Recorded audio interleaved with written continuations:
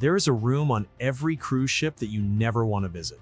It's usually located on deck 1 or 2, down a long, windowless crew corridor. It's called the naughty room. On embarkation day, while everyone else is heading to the buffet or hitting the pool, thousands of passengers are summoned there to stand in line. Their luggage hasn't been delivered. Why? Because the X-ray scanners found something. Usually, it's something innocent, something you use every single day at home. But on a ship, that item is considered dangerous contraband. If you're lucky, they just confiscate it and give it back when you get home. If you are unlucky, specifically with mistake number 4 on this list, you don't just lose the item, you lose your vacation. You get denied boarding, escorted off the pier by security, and banned for life. We are going to keep you out of that room. We are going to purge your suitcase of the 17 items that will get you fined, flagged, or embarrassed in 2026 and swap them for the gear the pros actually use. Mistake number 1, the baby monitor ban. This is a brand new restriction that is shocking parents. For years, people brought baby monitors so they could sit on the balcony while the child napped inside, or even, controversially, go down the hall for a drink. That era is over. Royal Caribbean and other lines have added baby monitors to their prohibited items list. The official reason is frequency interference. Ships are packed with heavy-duty communication equipment, navigation sensors, and thousands of Wi-Fi signals. Consumer-grade radio frequencies from baby monitors clog the airwaves. If you pack this, it will likely be confiscated. If you need to keep an eye on your kids, you have to do it the old-fashioned way. Be in the room. Mistake number 2. The floating neutral hazard. Surge protectors. This is the most common technical error, and it's dangerous. You pack a surge strip because there are never enough outlets. You grab the one from behind your TV at home. That strip is designed for land-based architecture, where the current is grounded to the earth. A ship is a steel box floating in salt water. It uses a floating neutral electrical grid. A residential surge protector tries to divert excess voltage to a ground that doesn't exist on a ship. Instead of protecting you, the strip can heat up and melt. As late as 2025, Royal Caribbean updated their prohibited items list to explicitly ban multi-plug outlets. This is catching thousands of people off guard. Even if it doesn't have a surge protector, if it looks like a block that expands one outlet into 3, they are confiscating it. The fix? You need a USB charging hub. These convert AC power to DC for your phones and watches, which is allowed. Better yet, bring a European power adapter. Most cabins have a hidden Euro outlet behind the TV or by the desk that goes unused because Americans don't have the plug. Bring the adapter and you instantly double your outlet space without triggering a security alert. Mistake number 3, the revenue protection ban. Starlink minis. Internet on cruise ships is expensive, so tech-savvy travelers started buying the Starlink Mini, the backpack-sized satellite dish, to get their own high-speed internet at sea. The cruise lines caught on fast. As of late 2025, most major lines have added satellite dishes and routers to their prohibited items list. They claim it's about frequency interference, but let's be honest, it's about revenue protection. They want you paying $25 a day for their Wi-Fi, not using your own. If you set up a dish on your balcony, security will spot it. If you leave it in your cabin, the steward will report it. It's heavy, it's expensive, and it's gonna get taken away. The fix? Leave the satellite gear at home. If you need to work, pre-purchase the premium Wi-Fi plan before you board. It's usually 15 to 20% cheaper than buying it on board. Or, embrace the disconnect. Mistake number 4, the lifetime ban trap. CBD and gummies. Many of you live in states where cannabis is legal. You might have a prescription. You might use CBD gummies for sleep or anxiety. It does not matter. Leave them at home. Cruise terminals are federal port facilities. The ship travels through international waters. When you cross that gangway, state laws do not apply. We are seeing a massive crackdown on this. Carnival is deploying drug-sniffing dogs at embarkation terminals specifically looking for this.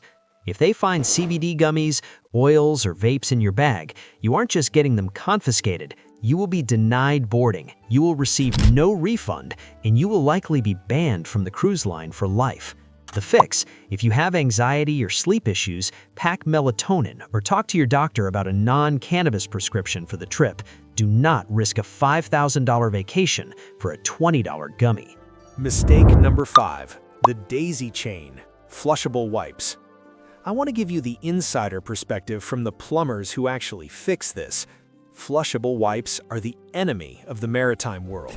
Ship toilets use vacuum suction, pulling waste through pipes that are barely 2 inches wide. When a wipe hits a junction, it doesn't dissolve, it snags. Because ship toilets are connected in a series, one snag creates a blockage that backs up every toilet on that line. Crew members call this the daisy chain. One passenger using wipes on deck 8 can flood the bathrooms of 5 innocent families on deck 9. The fix: pack the wipes, but pack a Ziploc bag or use the sanitary bags provided in the bathroom to dispose of them in the trash. Never, ever put them in the bowl. Mistake number 6. The camouflage confiscation. You are packing for an excursion in Barbados, Jamaica, or St. Lucia. You throw in your favorite camo cargo shorts or that pink camo backpack. Take them out. In these nations, wearing camouflage is reserved strictly for the military. It is a crime for civilians to wear it. This isn't a fashion critique, it's a legal one. Tourists get stopped by local police. Best case, they make you go back to the ship to change. Worst case, they confiscate your clothes or fine you.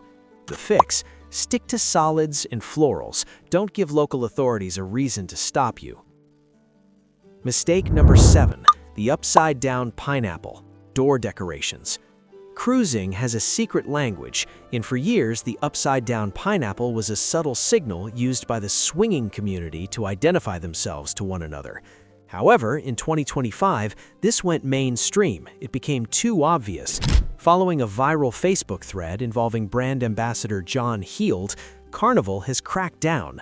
While they haven't banned the lifestyle, they have effectively banned the advertising of it on cabin doors. Crew members are now instructed to remove upside-down pineapples from doors to maintain a family-friendly atmosphere.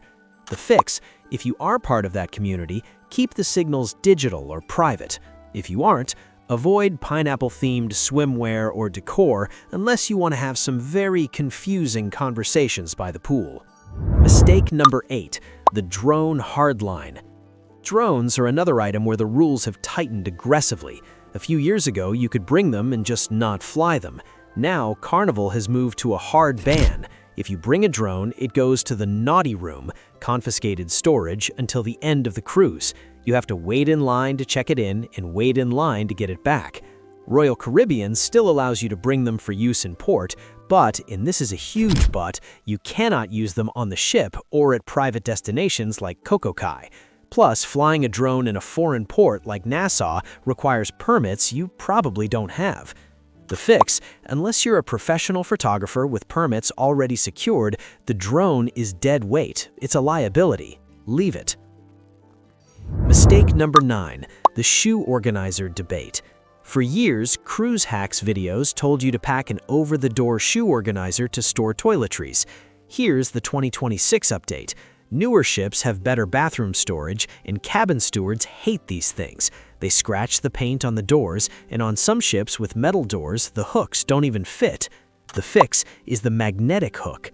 The walls of your cabin are metal. Buy heavy-duty magnetic hooks rated for 25 pounds. Stick them on the walls to hang wet swimsuits, lanyards, and hats. They take up zero space in your luggage and offer way more utility than a shoe organizer.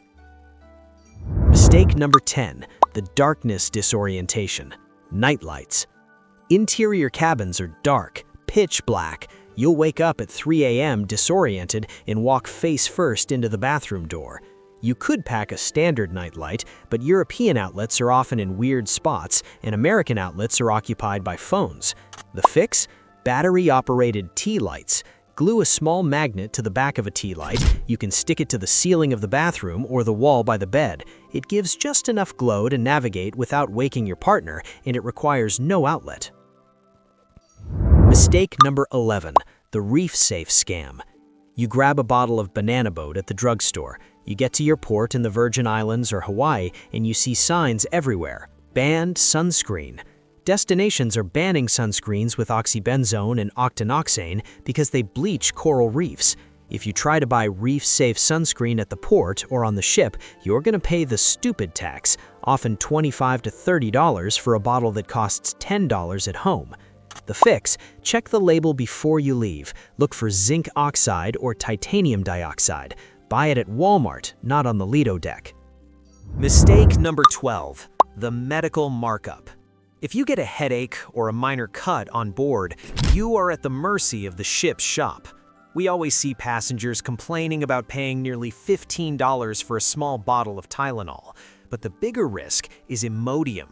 If you have an upset stomach and you go to the medical center, they are required by protocol to suspect norovirus. You could be quarantined to your cabin for 24 hours just for a bad reaction to spicy food. The fix? Pack a sea pharmacy. Imodium, Bonine for seasickness, start taking it the day before you board, and ibuprofen. Having these on hand saves you not just money, but your freedom. Mistake number 13, the walkie-talkie fail. Families love to pack walkie-talkies to keep track of their kids. It seems like a smart, free way to communicate. In reality, it's a frustration factory. A cruise ship is essentially a massive steel honeycomb. It is a floating Faraday cage. The steel walls block radio frequencies almost immediately. Unless you have high-powered industrial radios, your cheap consumer walkie-talkies will not work between decks or through fire doors. Plus, nothing annoys other passengers more than hearing static and shouting in the hallway at 7 a.m. Use the chat feature in the cruise line's app or stick to sticky notes on the cabin mirror. Mistake number 14, the snapper attitude. We need to talk about social packing. The worst thing you can bring on a cruise is an entitlement attitude toward the crew. We asked crew members about their biggest pet peeves. Number 1, passengers who snap their fingers or whistle to get attention. These crew members work 10 to 12 hours a day, 7 days a week for months on end. The fix? Learn your steward's name on day 1. Use it. A little dignity gets you extra ice, fresh towels, and faster service than any amount of cash tipping, though you should do that too. Mistake number 15, the pool float hog. You pack a giant inflatable swan or a noodle because you want to relax in the pool. Have you seen a cruise ship pool on a sea day? It is human soup. There is barely room to stand, let alone float on a giant inflatable. Most cruise lines have banned large flotation devices simply because there isn't room. It will just sit in your closet taking up space. Mistake number 16, packing towels. This screams first-time cruiser. You pack 2 big fluffy beach towels.